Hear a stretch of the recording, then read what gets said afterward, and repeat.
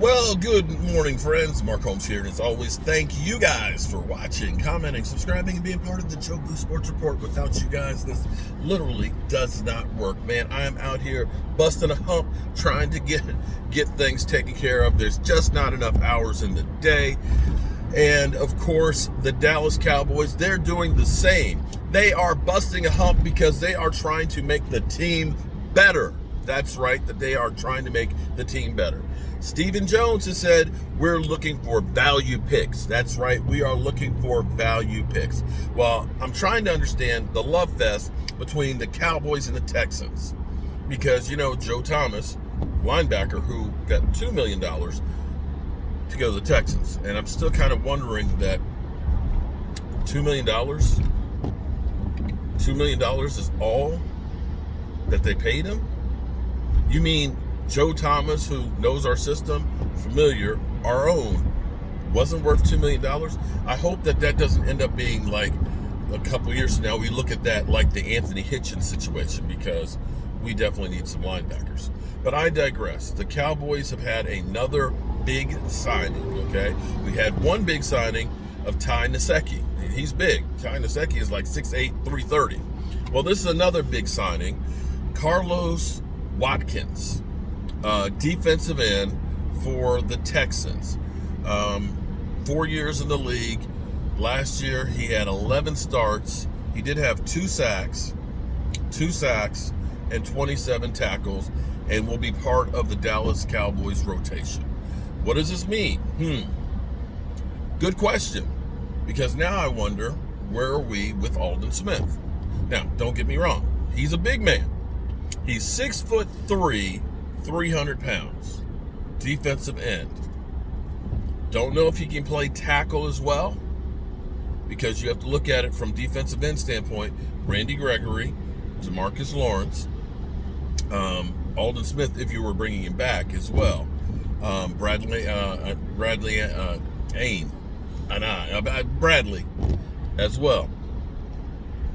This may mean that you don't re-sign Aldon Smith, but it doesn't seem like we've heard any buzz on Aldon Smith, so you may still be able to get Aldon Smith back at a reasonable cost, because he may be one of those guys that looks and says, I'm really happy that the Cowboys took a risk on me, and I feel comfortable in at home. Don't know if that's the case, but that's what we can hope for. So the Cowboys are doing what they do. Stephen Jones looking for value, trying to make the money spread as much as possible. Now, we created $2 million of space yesterday by cutting our punter. I think currently, before this contract, we had about $14 million. I want to address a comment that somebody made earlier, but I'll do it back when I get into my ant cave. But there's a misconception about the money. They look at it, this is not a hard, dead cap where you literally cannot overspend, or maneuver. You can do a lot of maneuvering with this cap. Understand, one of the things that New Orleans, who was $90 million over the cap, understand New Orleans is looking at trying to fix their team. They're signing people. How are they doing it? This is the thing called voidable years. Voidable years basically is saying that we have the option of doing this, but it's no guaranteed money. And it is voidable, which means it can go bye-bye. So what you end up doing is you go through and you add voidable years. That's what they did with Dak Prescott. Dak Prescott's deal is technically a 6-year deal, not a 4-year deal. It's 2 years that are voidable.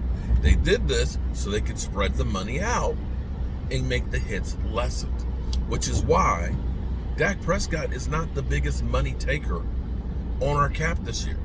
I know people will focus and say, Dak Prescott's going home with $75 million. But that means nothing when it comes to the cap. DeMarcus Lawrence's cap number is higher than our quarterback. Dak Prescott is only $200,000 more than Amari Cooper. So if the Cowboys want to have some cap room to be able to spend more money on people, they can.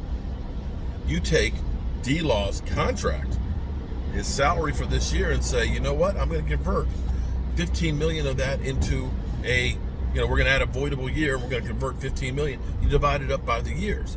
You get cap relief. Don't let this whole thing that Dak Prescott's contract is preventing us from being able to sign players. Understand that including this year's compensation, the Dallas Cowboys have spent $60 million on Dak Prescott over the course of 6 years. That's an average of $10 million a year. It's chump change. That's not the reason why we're not signing people. It's a matter of they don't have the will to do it. Now, Carlos Watkins might be one of those guys that he gets an opportunity. I can't honestly say I know that much about him. Maybe Eastside Harold can fill us in on him, because Lord knows he should know everybody that the Texans are losing. They're having a fire sale, of course. I can't say that I know that much about him. Big body, 11 starts, 27 tackles, 2 sacks. I'll get back to you on the amount of pressures and things. When I get back to the man cave, I'll find out more about him. But at least we know that the Dallas Cowboys aren't asleep at the wheel.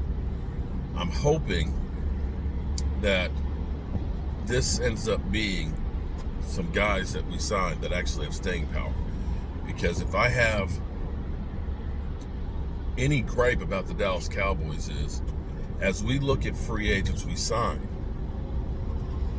we get very little impact and they have no staying power whatsoever. And as I go through past years and I look at the names of guys that we've signed, 2 years later, actually in one season last year, most of the guys we signed didn't make it through the season. So when you take the concept that Stephen Jones has, don't spend a lot of money on one individual because you might get burned. You're still getting burned if you spend $2 million here, $4 million here, $5 million here.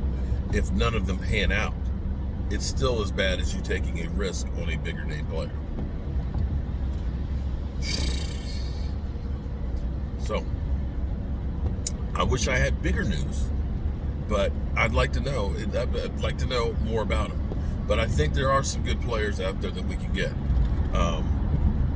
And sometimes it's moves that you make that when you make them, you kind of go, ugh, that end up coming around and becoming great players. I can say when we drafted Dak Prescott, nobody said, oh my God, we got a franchise quarterback. He's going to be our starter for the next 6 years. Nobody said that. But you never know. All right, y'all. I'll see you back in the man cave.